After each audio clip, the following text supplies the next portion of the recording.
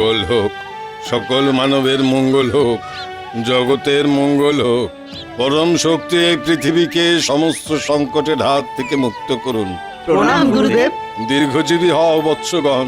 গুরুদেব, আপনি আজ আমাকে সকলের সাথে একসাথে একই সময় স্মরণ করেছেন। আমরা কি আজ কোনো বিশেষ শিক্ষা লাভ করতে চলেছি? বিচলিত হওয়ার কোনো কারণ নেই বৎস। তোমরা আমার আশ্রমের শ্রেষ্ঠ ছাত্রদের মধ্যে অন্যতম। তোমাদের একত্রে আহ্বান করার কারণ অন্য। আজ তোমাদের এই আশ্রমের শিক্ষা সম্পন্ন হয়েছে। আগামী সূর্যোদয় থেকে তোমাদের নতুন জীবন শুরু হবে। এতদিন তোমরা যা শিক্ষা লাভ করেছো, এবার দেশে বিদেশে সেই শিক্ষা যাচাই করে নিজেদের আত্মবিশ্বাস তৈরি করার সময় হয়ে এসেছে। আমরা ধন্য হলাম গুরুদেব, আমরা ধন্য হলাম। যাও, এখন সকলে বিশ্রাম নাও। যথাজ্ঞা গুরুদেব। যথাজ্ঞা গুরুদেব। আমার যে কি আনন্দ হচ্ছে তোমাদের কিভাবে বোঝাবো। দেশে বিদেশে আমার অধীত বিদ্যার যে কদর হবে তা ভেবেই আমি শিহরিত হচ্ছি। আমি যেখানে যাব সেখানেই আমার জন্য মানুষ বিশেষ ব্যবস্থা করবে। ভাই, তোমরা যেখানে যাবে সেখানে আমিও তোমাদের সাথে যেতে চাই। আমাকেও কিন্তু তোমাদের সঙ্গে নিও। পাগল নাকি? তোমার শিক্ষার যা বহর, তাতে আমাদের সাথে নিলে মুশকিলে পড়বো। তুমি আলাদাই যেও। তুমি তো কোনো শিক্ষাই সম্পূর্ণ করনি। আমাদের সাথে তুমি গেলে তাতে আমাদের সম্মানেই ভাটা পড়বে। সেই কারণেই তো আমি তোমাদের সাথে থেকে আমার জ্ঞানকে আরো সমৃদ্ধ করতে চাই বন্ধু। আচ্ছা বেশ, যদি বন্ধু বলতে লজ্জাবোধ হয় তো মানুষকে বলো আমি তোমাদের চাকর। তাহলে তো অসুবিধে নেই। উত্তম প্রস্তাব।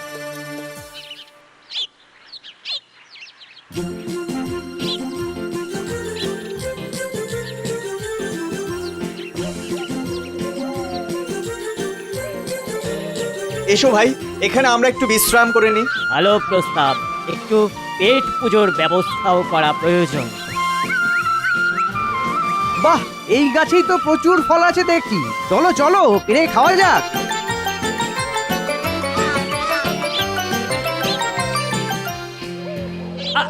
আরে আরে থামো থামো ভাই সব, এভাবে ফল পাচ্ছ কেন? দাঁড়াও দাঁড়াও, আমি ব্যবস্থা করছি। তুমি আবার কি বিশেষ বুদ্ধি প্রয়োগ করবে হে চন্দ্রকান্ত? দেখো দেখো, যেন বেশি খরচ করে ফেলো না।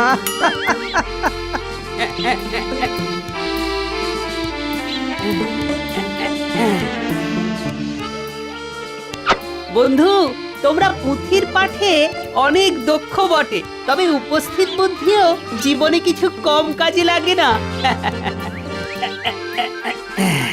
যাই হোক, এবারে তবে এগোনো যাক।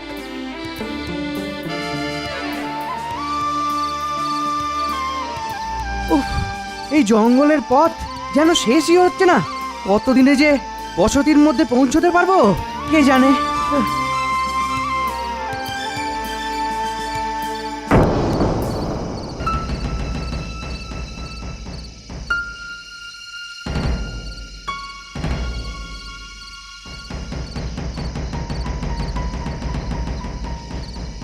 আরে দেখো দেখো, পথের মধ্যে কত হাড়ের টুকরো ছড়িয়ে আছে। তাই তো, এই কিসের হাড় এভাবে পড়েই বা আছে কেন? এর নিশ্চয়ই কোনো জংলি প্রাণীর হাড় হবে। বাবা, তুমি তো দেখছি সবই জানো হে। তা এটাও কি উপস্থিত বুদ্ধির দ্বারা জানলে? না বন্ধু, এটা সাধারণ জ্ঞান। জঙ্গলের মধ্যে কোনো জংলি জীবের দেহাবশেষ পাওয়ার সম্ভাবনাটাই বেশি কিনা? অবশ্য যথার্থই বলেছ, তবে প্রশ্ন হচ্ছে যে এটি কোন প্রাণী? আমাদের অধীত বিদ্যা দিয়ে কি আমরা সেটা নিশ্চিত করতে পারি? হাড়গুলোর প্রকৃতি দেখে আমার কিন্তু মনে হচ্ছে এটি পশুরাজ সিংহের দেহাবশেষ।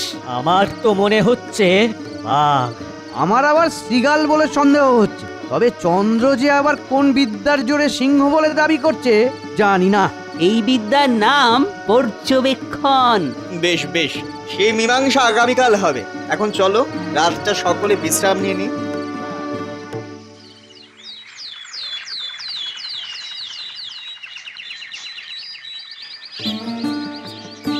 আমি তবে এবার আমার বিশেষ বিদ্যা প্রয়োগ করে এই বিক্ষিপ্ত অস্থিগুলোকে পূর্ণ আকৃতি দান করছি।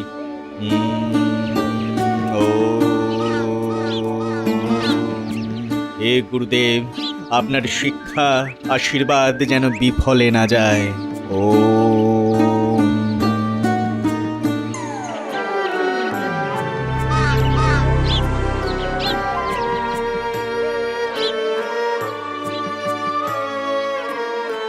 সাধু সাধু তুমি পেরেছো, তুমি পেরেছো সোমেশ্বর। সোমেশ্বর।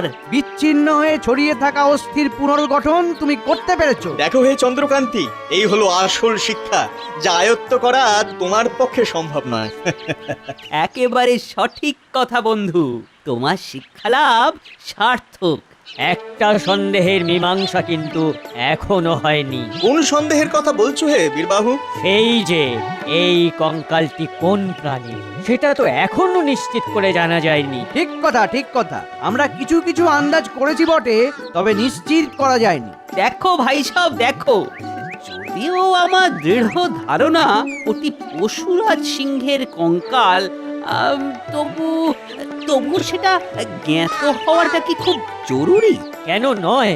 সম্পূর্ণ বিষয়টি না জেনে আমরা নিরস্ত হবই বা কেন? পূর্ণ ইচ্ছা নেই বলেই তুমি আমাদের সাথে পড়াশোনা করলেও সমগ্র জ্ঞান লাভ করতে পারোনি।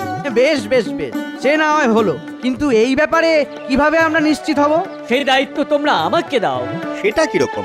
আমার অর্জিত বিশেষ বিদ্যার দ্বারা আমি এই কঙ্কালের গায়ে মাংস ও চামড়া ফিরিয়ে দেব, আর তৎক্ষণাৎ প্রাণীটির পরিচয় পাওয়া যাবে। বেশ, তবে আগামীকাল সকালে এর সত্যতা যাচাই করা হবে, কেমন?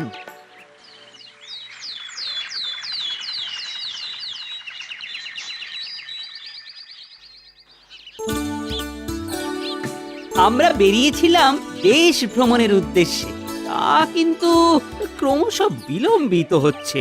ও হে চন্দ্রকান্তি, তুমি যে ঈর্ষান্বিত হচ্ছ তা বুঝতে পারছি। না বন্ধু না, তোমরা আমাকে ভুল বুঝছো। ঠিক, তাহলে আর সময় ব্যয় না করে আজকের উদ্দেশ্য সাধন করা যাক। কি বলো বীরবাহু, কাল শুরু করি? কি বলো?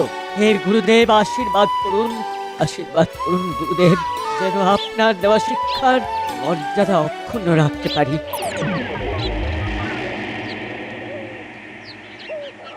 সাধু সাধু সাধু সাধু।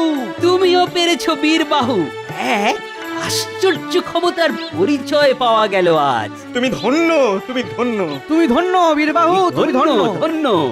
চন্দ্রকান্তি, এসব বিদ্যা আয়ত্ত করতে পারোনি বলে দুঃখ পেও না। আমাদের সঙ্গে থাকলে একদিন হয়তো তুমি পারবে। হ্যাঁ, আমি আমার বন্ধুদের জন্য গর্বিত সোমেশ্বর।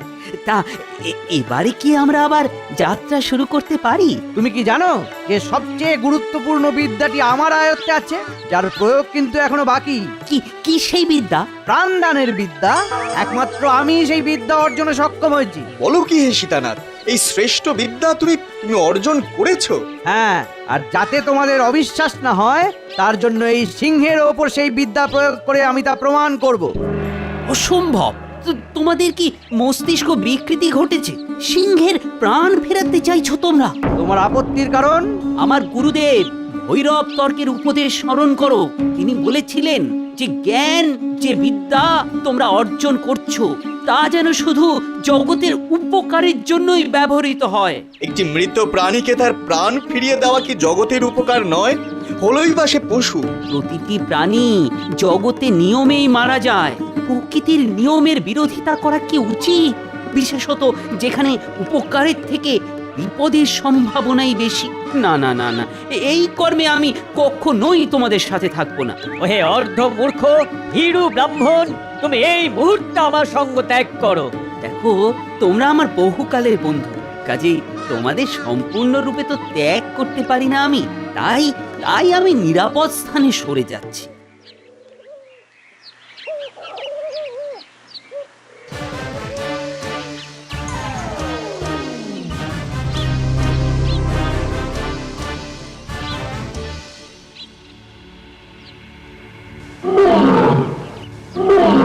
বীরবাহু, সোমেশ্বর, দেখো দেখো দেখো, আমিও পেরেছি। দেখো দেখো, বিশ্বের শ্রেষ্ঠ বিদ্যাটি এখন আমার আয়ত্তে। দেখো। হায় হায় হায়, এই ভয়টাই আমি পেয়েছিলাম। শুধু বিদ্যার্জন করলেই সম্পূর্ণ শিক্ষা প্রাপ্তি হয় না, বাস্তব বুদ্ধিরও প্রয়োজন আছে। আমার আমার কথা শুনলে ওদেরও আজ এই অবস্থা হতো না, হতো না।